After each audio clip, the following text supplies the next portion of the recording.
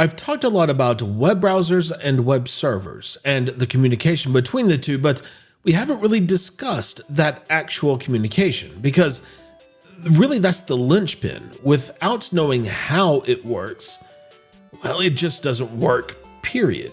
Because everything hinges upon HTTP. It stands for Hypertext Transfer Protocol. And it's the set of rules that web browsers and web servers have to follow in order for the web to work.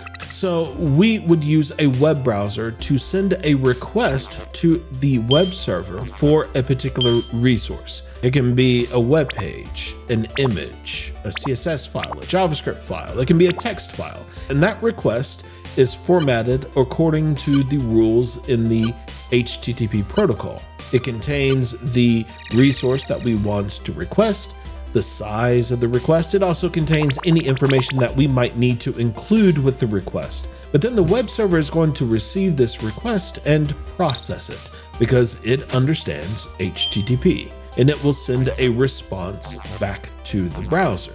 But there are different kinds of requests. We call them HTTP methods. So the most common kind of request is a GET request. We are getting information, and that's exactly what we use it for. We want to get content. The second kind of request is a POST request.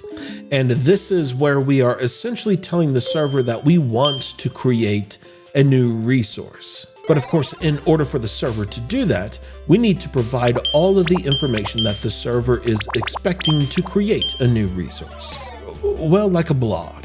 You need the title of the blog post, you need the content of the blog post, who created it, and I'm sure that there's other information that we would need, but that's basically it. But then there are other HTTP methods.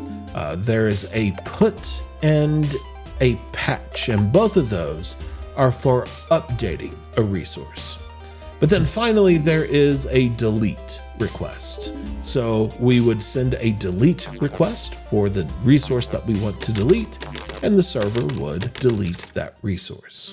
So that's 5 different HTTP methods: get, post, put, patch, and delete.